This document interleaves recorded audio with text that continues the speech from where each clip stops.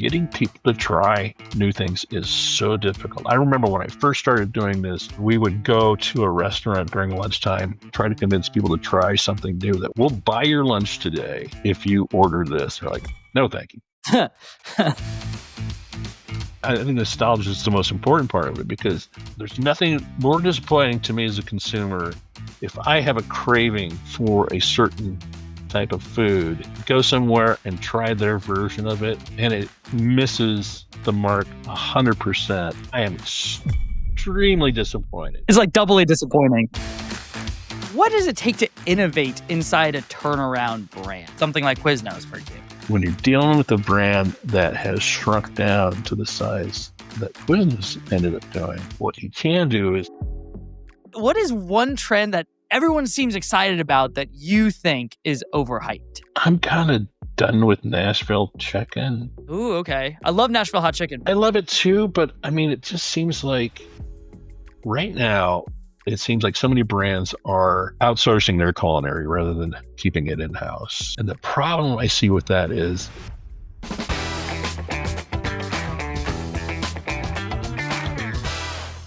Hey, Mike, welcome to the podcast. It's good to have you. I wanted to dive right in something that's interesting that I think we both kind of didn't realize right at first when we were starting to talk. But you and I both crossed paths at a large enterprise brand that we both worked at. I was on the Jack in the Box side for innovation and in the menu department, as well as you were in Qdoba working in the culinary department. And it brought me back to one of my most fondest memories, of working there, which I've just became fascinated with the culinary department because it seemed like so much fun. And also you'd get to make good friends and they'd have you try new food. But there was a time when you all were working to introduce a nacho platform. Okay. Yeah. Trying to come up with nachos. And I remember for like a quarter, it was like every Friday, it was like nacho tasting council, like come down to the innovation kitchen and try these nacho creations. And I remember thinking to myself, oh my goodness, I've never been more qualified for a job in my life than to be a nacho taste tester and give feedback on it. So I loved remembering that. And I think it got me thinking a lot about, food, because that's really what it's all about. But like how we come up with new flavors and new food. And you've worked in culinary R&D your whole life. You've been a small restaurant owner all the way up to working for some of the largest brands, nationwide and globally. Quite some time, yeah. What do you feel most people misunderstand about culinary R&D in the QSR space? I don't think people even think about it. I think they just assume this stuff just is there, It just happens. They came up with a sandwich. They don't realize that, sometimes a project can take, a year and a half, 2 years to get to a menu. And all the sourcing that takes place and all the testing and everything that goes on. Now, I've worked for so many different brands, and they also approach it from a lot of different angles too. When I was working for Qdoba, that's where I started in corporate R&D work. We tested to death. I mean, we had tests that went on for a long, long, long time. And right immediately after I left them and did consulting for a local burger chain here in the Denver area called Good Times, they're like, test? We don't need to test.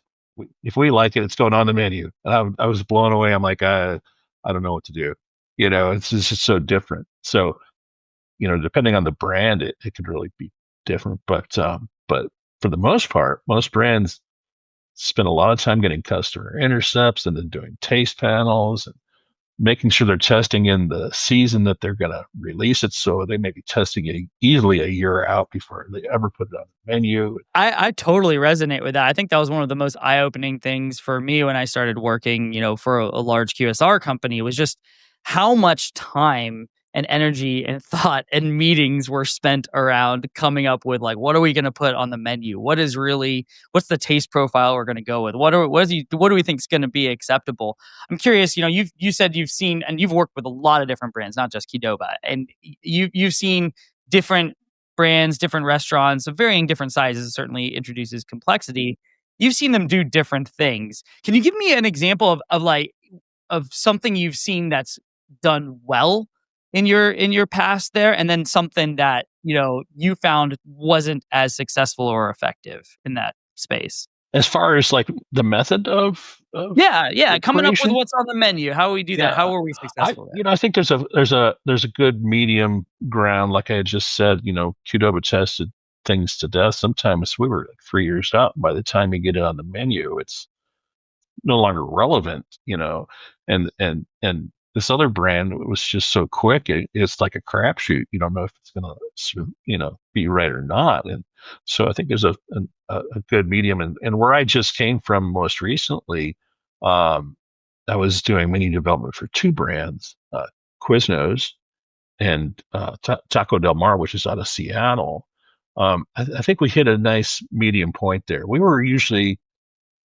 did things pretty quickly, but we still got customer intercepts in. We still got customer tastings in. But we might we'd knock stuff out in 4 months, 6 months.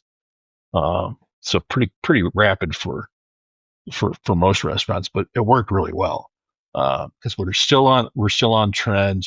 We might not have been testing things in the season that they were meant to be tested in, but it didn't seem to matter so much when you're having a customer tasting and you're explaining to them, we're going to bring this out during the holidays. They can figure that out. Yeah. This is something that works well that time of year. Yeah. Oh, like I said, over testing, it can just make something, it could kill it, because by the time these customers that have been eating it in the test restaurants, it's no longer new and exciting. They've been having it for some time. And also, like, there was something that was on trend and you've missed the high point of that trend, you kind of miss out on that excitement. I remember, instances, there was a time when like sriracha was like, a big flavor that, people were all into, right? Or, spicy food and all of that. And, you just test it so much and it has to go through so many different stage gates. Thinking back into like the franchise, QSR big company model, there's a lot of people you need to convince to serve that food, right? Which is partially why they feel like they need to go through so much testing because they need to come with data and all the answers, for a committee that might be needing to give thumbs up or thumbs down on what you want to do there. I can remember trying to get like a spicy chicken sandwich to be like a really spicy chicken sandwich, and we had Smokin' Ed Curry from Pucker Butt Farms out in the innovation center to try to see, do we do real Carolina Reaper or something like that, and of course we didn't do go heavy on that, right? Because most people can't stand that. But like trying to think through all that, the big thing in the back of everyone's mind was like, how do we get franchisees to buy into these menu items? How do we think about margin with these? Like, because you're playing at such a scale that you have to take that into account. This isn't just like a single shop. So what are your thoughts around, getting franchisees to buy into new menu items and considering margin as you're developing these at scale? What are your thoughts there? That's actually a super important point in getting franchisees to buy off because so let's just use my last company for an example. When I was developing for Quiznos, we made sure that every LTO sandwich we did brought more pennies to the register than any other sandwich on the menu. So that was the most important part. So, for instance, I did a burnt end sandwich. Now, the burnt ends are rather pricey, but then you just make sure that the other ingredients going into that sandwich are inexpensive and that you feature it, that the burnt ends are the feature of it, and a little barbecue sauce, some onions and pickles. Boom, you're done. And it's other cheap ingredients. So the total cost of the sandwich is not all that high. Perceived value is really high to the consumer. So they're willing to pay $1 more for that sandwich than another steak sandwich, even if it costs less than that steak sandwich to make. So, so you got to put some perceived value into it. If it's a high trending flavor, that adds value. Anything you can, to the consumer's point, it makes them want to spend more money to get it, even if the ingredients are not expensive ingredients. So So yeah, you do a lot of cost engineering at the same time of trying to be flavorful, trendy, and on point and on brand. It's a lot of pieces to put puzzle together, but I mean that's why that's why we're here. Yeah, that's right. You have the culinary department to think through that. I mean, because there is, Yeah, the cost of it all. You have to think through that because you got to source it from supply chain, and it has to taste good, right? People have to want yeah, to buy it. right. It's got to be approachable too. I mean, you can make the greatest sandwich in the world, and if it just sounds a little off to customers, so the description and the visual of it has to also be very enticing. So you can have a beautiful tasting sandwich, but all the colors in it are brown. It's just Yeah, nobody's gonna want to eat doesn't that. look that appetizing.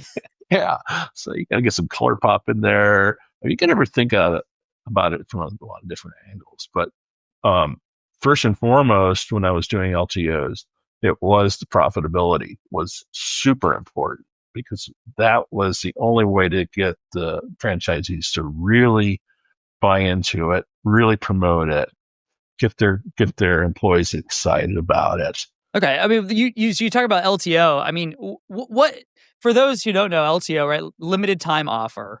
So it's a menu item that might only be available for a month, 2 or 3. Some sort of seasonal type of an item. What, in your opinion, what makes an LTO so strategically viable to the business? A few things are important.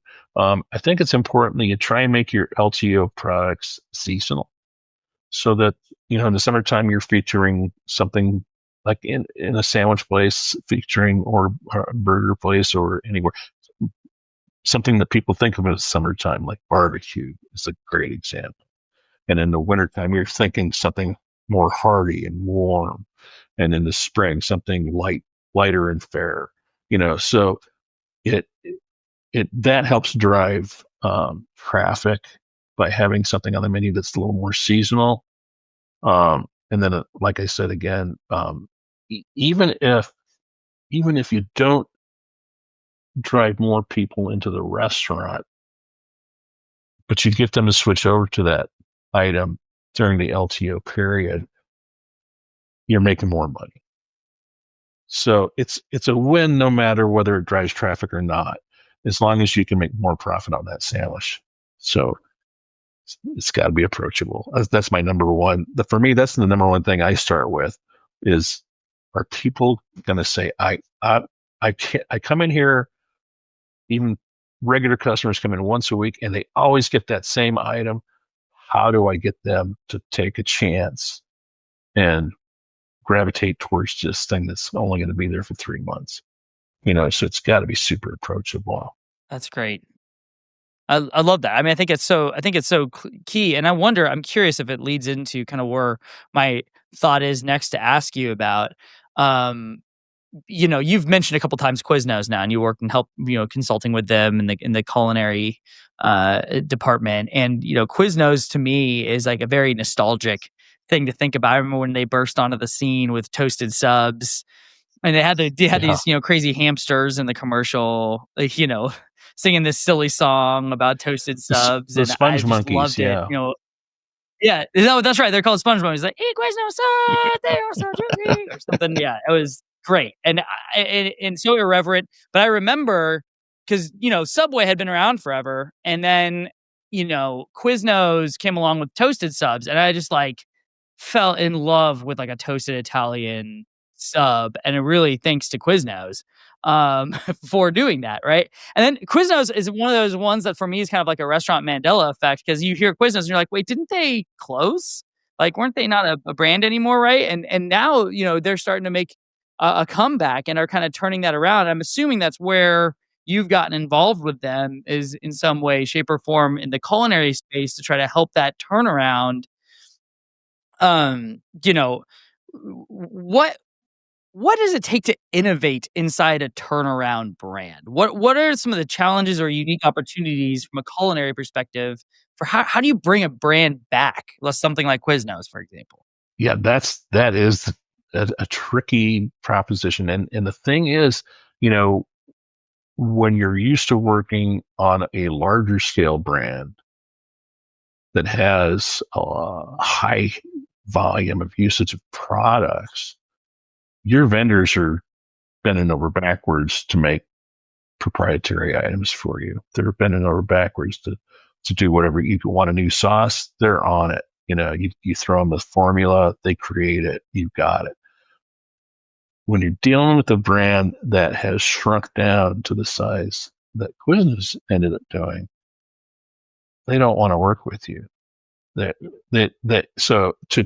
It's tough. So there's a lot of difficulty in coming up with new and innovative ideas for a brand that's going down and not already starting to traject back up.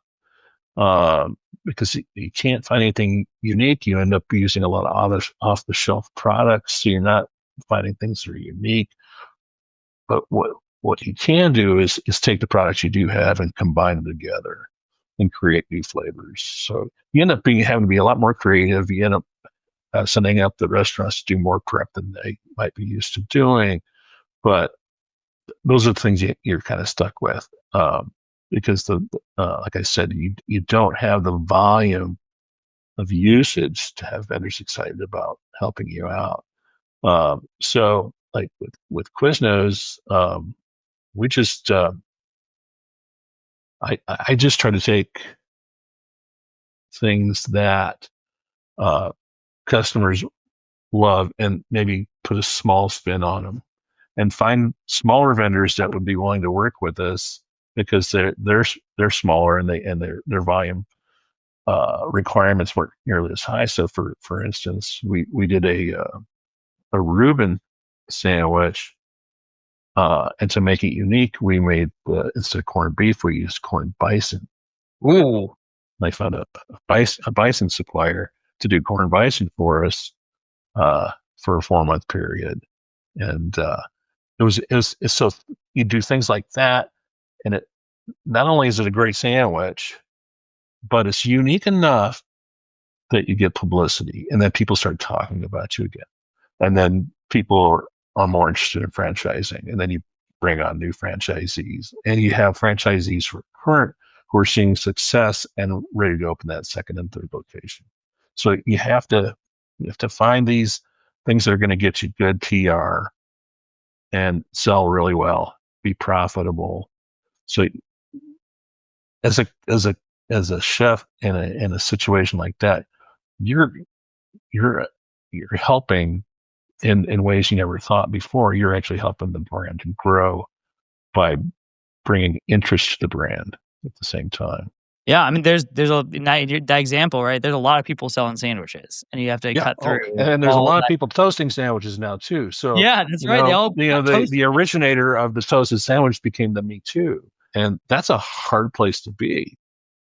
And they did have some a devastating history of, and there's really no one reason why they shrunk to the size that they did, but they went from over 3,000 restaurants to under 300 restaurants in a very short period of time. And that's why a lot of people think they're gone, because in parts of the country they are gone. And the other thing that's difficult about having less than 300 restaurants is that they're spread across the entire country. So the supply chain and distribution is so challenging. Oh my goodness, the supply chain team that was working there when I was there, they were rock stars, and they had their work cut out for them. So it was very, very difficult to supply. Yeah, you touched on something when you brought up the Reuben example with Bison, because for me, there's a on the Late Show with Stephen Colbert, he does a thing called like the Colbert questionnaire, where he asks different people the same questions and he gets to know them. And one of the ones is, what's the best sandwich? And I remember seeing one of those and I'm being like, I gotta make sure I have an answer to that question. And my answer has always traditionally been a Reuben. I love Reubens. And you brought this whole thing with Bison into it. And I was like, oh, I don't know how I feel about that. It's such a good classic thing. When do you choose nostalgia or novelty? Like, when do you choose nostalgia over novelty, and when do you choose novelty over nostalgia? Because I think nostalgia can be such a powerful thing, especially in America. I agree, and I think nostalgia is the most important part of it, because there's nothing more disappointing to me as a consumer if I have a craving for a certain type of food and I go somewhere and try their version of it and it misses the mark 100%. I am extremely disappointed. It's like doubly disappointing. So there was some concern about using Bison because the questions I had from people were, well, is it gamey? I'm like, no, it's not. No, it's not gamey at all. It tastes just like corned beef, but it's less fat, and so it's actually less. The best part of it wasn't as the thing I love about a Reuben is the flavor, but what I hate about a Reuben is it's a soggy mess. Once you take a bite, you can't put it back on the plate because you Right. can't pick it up again. You're So immediately committed. you have to hang on to this sandwich the whole time. What I said about our Bison Reuben was when you take your first bite, you don't want to put it down because it's so damn tasty. But it wasn't messy because it didn't have all that fat that just oozed and sog the bread out and everything like that. So it tasted like any other Reuben. So it was, but the thing is, yeah, you got to convince people to try it, right? So when you get to the novelty part, you have to be very careful. You have to be very, very careful when you go into the novelty part. And I see brands going way off the rails, and I'm like, that's a cool idea. I would try it, but I'm adventurous. Most people aren't adventurous, especially when you talk about. I work mostly for fast casual, and fast casual restaurants, for the most part, our strongest day part is lunchtime. I don't care what brand it is. It's just that's what it is. People don't go to fast casual for dinner as much as they do for lunch. They do, but not as much. Yeah, 100%. When you're going to lunch and you're on your lunch break from work, the last thing you want to do is have a crappy you don't want to take a risk. You want to be satisfied. Otherwise, you're disappointed. Then you go back to work and you're unhappy because you had a lousy lunch. So, people don't take risks. So getting people to try new things is so difficult. I remember when I first started doing this, and we would go to a restaurant during lunchtime and try to convince people to try something new that we'll buy your lunch today if you order this. They're like, no, thank you. No, we're going to give you free lunch. Yeah. They're like, I'm no, going to give you no. free lunch, and I'm going to give you a $10 coupon to come back the next time. No, thank you. I even had a guy, I was in Michigan, trying to handing out these street tacos we were testing. They'd already bought their lunch. There was just a small little taco to add to their lunch. I don't know what kind of language I can use on this podcast, but he told me to go to F off, basically, to my face. I'm like, I'm just trying to give you free food. Yeah, free taco. That's what the world needs. So that's why I keep going back to approachable. That is the key. It's got to be something that people are not afraid to try. So that's why I like to go with a nostalgic base, and then maybe make one tweak to it. Maybe nothing too crazy, but make it different enough that we get some publicity for it, but not so crazy that people wouldn't ever think to try it. We did a Philly cheesesteak window at Quiznos, and I just did a basic one so that there was the approachable, and then I would do something different. And one year I did it with gochujang and kimchi. Oh my gosh, that sounds amazing. And it was beautiful. And talk about visually appealing. This thing is just, later on, just Google Quiznos kimchi Philly. It's just a beautiful sandwich. To my surprise, we had franchisees after 1 week saying, we're going to run out of this kimchi because our customers are wanting it on all the sandwiches.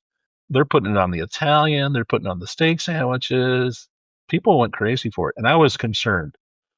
But we found a really approachable kind of I wouldn't call it Wonder Bread, a more approachable, less um, traditional kimchi. Wasn't super fishy or stinky. You mentioned kimchi, and I remember there was a time when like everything was like bringing some sort of kimchi type of situation. We had talked about sriracha before. There's all these different like trends that hit, and then suddenly it's like you see all these brands doing some version of that flavor profile or something like that. I'm curious, what is one trend that everyone seems excited about that you think is overhyped? I'm kind of done with Nashville chicken. Oh, okay. I love Nashville Hot Chicken, but I agreed. I love it too, but I mean, it just seems like we've got restaurants here that's all they serve, and I'm like, how do you survive? I get it in Nashville because it's really nostalgic there, and they have Hattie B's, and I mean, these are institutions. But I drive by these places, and I'm like, it's noon, and you're empty. I can see it as an item on a menu. I created an Nashville chicken slider for Bad Daddy's Burger Bar as a consultant. It did really well, and I mean, it's well thought, but I just feel like the excitement is kind of worn off, and I'm surprised there's so many other right now. I think spicy ideas you can use it are just more unique and just more trendy. Yeah. I mean, it's probably because it's a well-known spice, right? I mean, it's got a lot of history. Maybe it feels. I'm sure it feels safer to go Nashville Hot Chicken because it's been proved in the market that people like it, right? Maybe there could be a certain thing about that. Yeah, yeah. Well, and then you mentioned sriracha. I thought sriracha was going to kind of really wane off, but you know how you bring a trend back? You you you create a shortage. Yeah, that's right. They had the sriracha shortage. I People remember couldn't looking. get it, and they went bananas. They're like, "What am I going to do? I can't get my sriracha." I remember Um, where I grew up was right near where the sriracha factory is. Over in the LA area, and I remember it was, like, such a big deal when there was their fumes were, like, making residents' eyes, like, water, and they had to, like, shut down and have to get new filtration, and it created the sriracha shortage, and the news went crazy. It's on Good Morning America, and you're oh right. yeah, Like, from there, everyone's like, "Here's my sriracha what? sandwich," and you're like, "Get it while it lasts," and Yeah, it's anything to create a newsworthy moment. we did one. Yeah. It's, I mean, every brand does one. right around that time, it was like it was, and it was. We actually did it in Canada when we did the kimchi one in the United States. We couldn't get that kimchi across the border, so we did sriracha in Canada, and it went banana. They went bananas for it. That's also a tricky thing, working for a brand where you're working. You wouldn't think that the taste is that different just right across the border. Yeah. When we were doing the burnt ends sandwich. Um, we had to change the name to put it into Canada, and then we ended up not getting into Canada. Another thing where we had trouble getting the product across the border, so it never made it. But we were going to call it smoked beef tips or sandwich or something like that, because I talked to a, a protein supplier in Canada that we work with, and I said, "What do you think about burnt ends?" She goes, "I have no idea what you're talking Yeah. about. What are burnt ends?" I'm like, "You're in the meat Yeah. business." No clue. So Wow. you have to be thoughtful about what you name things, or even what the products that you sell. So there were times when I was doing LTOs where I have to do a completely different LTO in Canada than we did in the United States because it just wouldn't fly there. No, interesting. Yeah.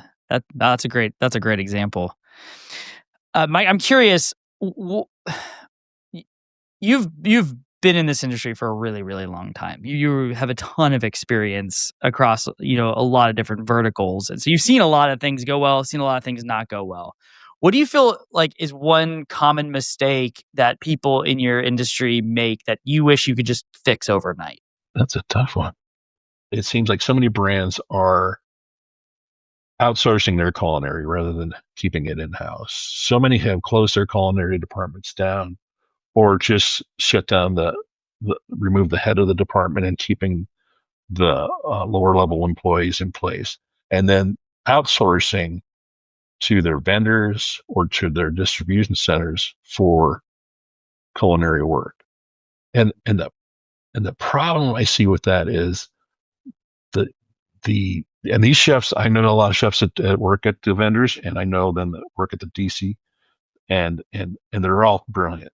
They all do great work, but they're doing 200 plus showings a year, so they don't have the time to investigate the brand, to understand the consumer of the brand.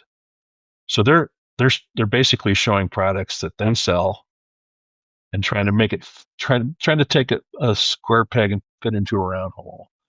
And so what happens is you have I'm going to just call it Acme just to have a let's just call them Acme vendor.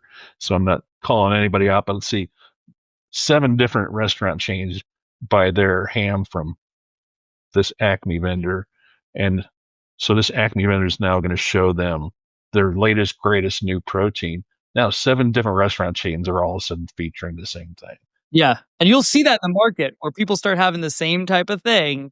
It homogenizes the whole process. And it just, to me, it takes the excitement out of going to a restaurant, and there's nothing unique. And if you look at it, distribution centers, chefs, they're being tasked with selling their private label stuff.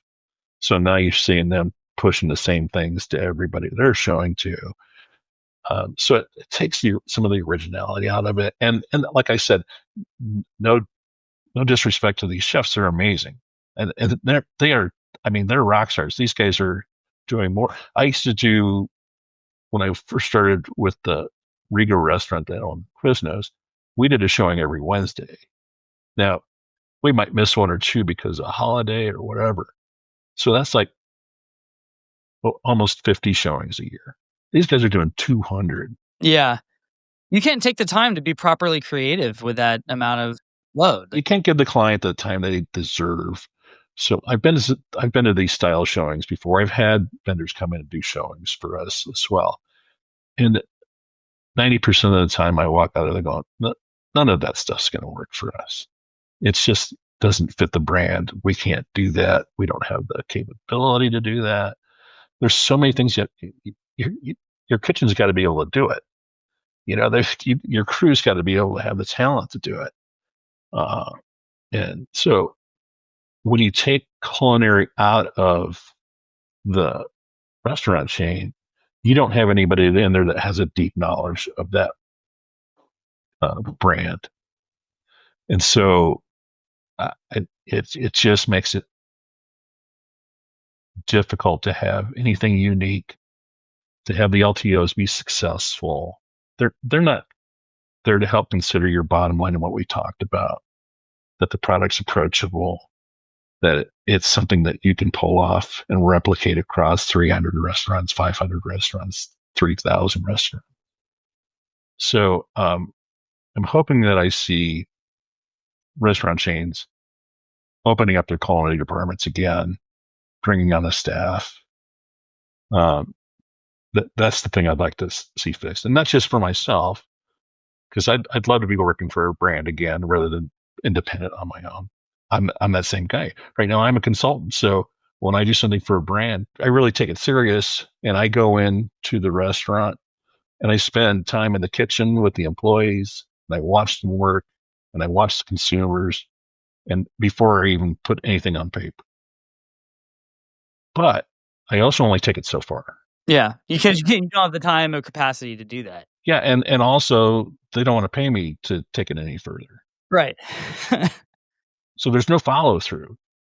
The chefs that work for these companies, they're there through the whole process, and if anything goes wrong, they're there to jump in and fix it. I mean, it's an important role. Yeah, and they're invested in it. They have personal ownership in it, and you probably will more likely to go the extra mile than maybe a consultant would. And there's certainly probably a cost factor in play for these brands thinking about that. But like, is it an opportunity cost that they're giving up when in the end, this person who's dedicated could make something far more profitable for you that is successful compared to a consultant. It is certainly a trade-off, brand made. Exactly. When they're closing these departments to try and save money, they are not looking at the long term effects of not having culinary in house. So, not having culinary in house makes sense for a very small brand, like 50 restaurants.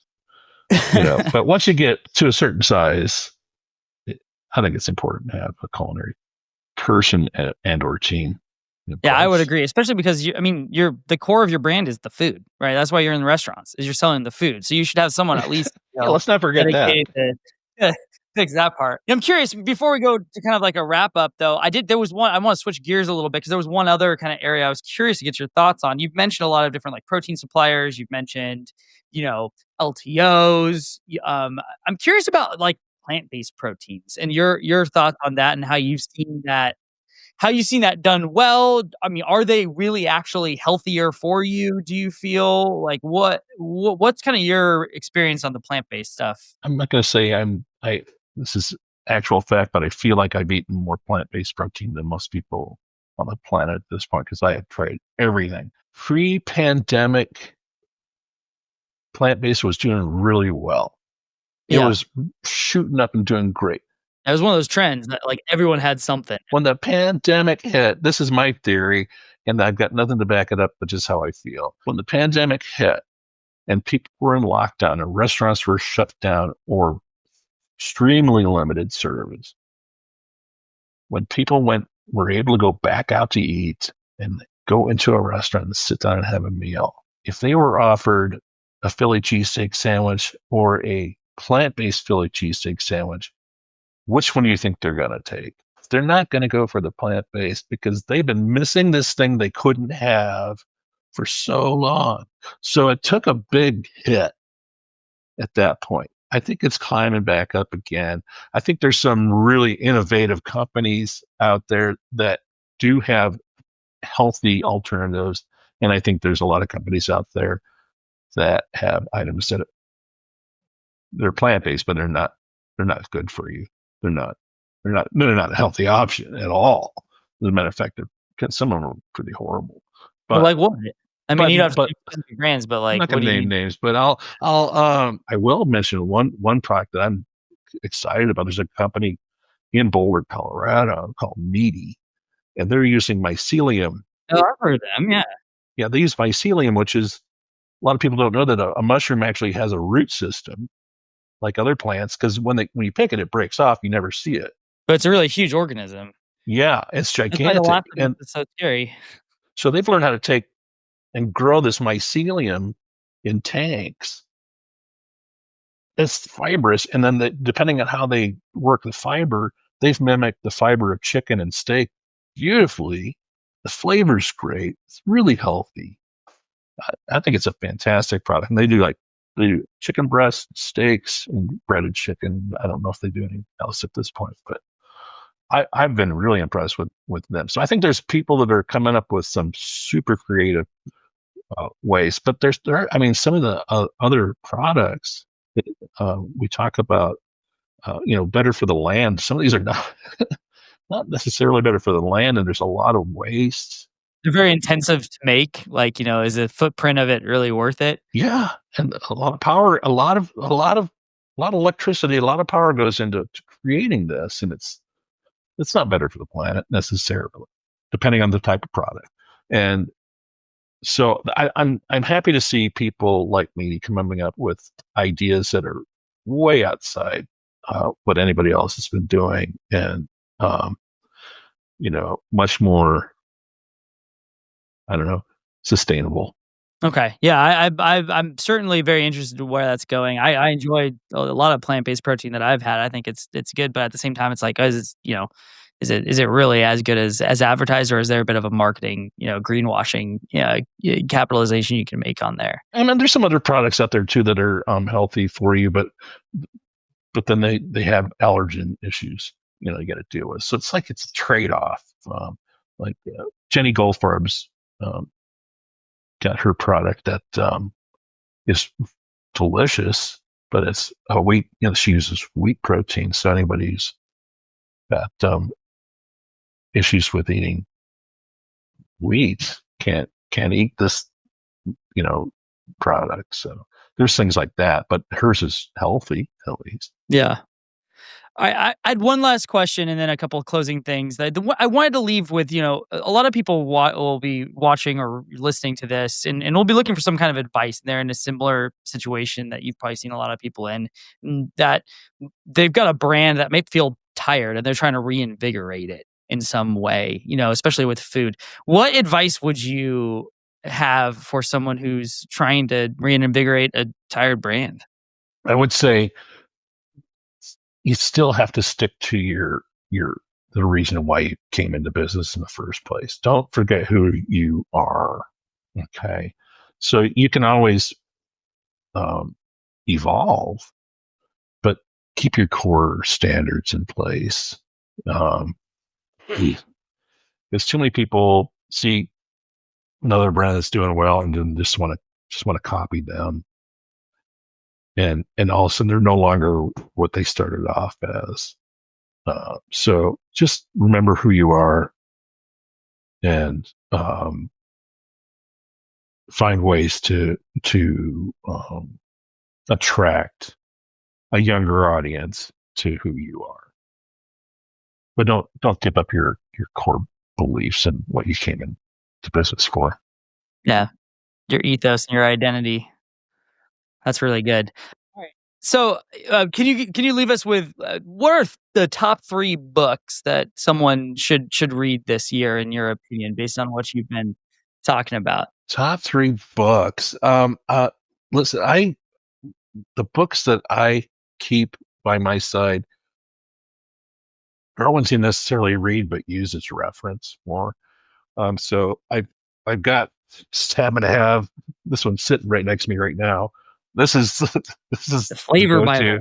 The Flavor Bible. If you're a chef and you don't have a Flavor Bible, it's the most useful thing. It's got every ingredient in the planet in it and whatever pairs with it well. So if you're working on a sandwich that's going to have lobster, you just look up lobster and it gives you just oodles of thoughts of what you could do to make it different and unique and fun. So, and then I just keep, I'm fascinated with both barbecue and Mexican cuisine. Those are my top 2 things I like to read about.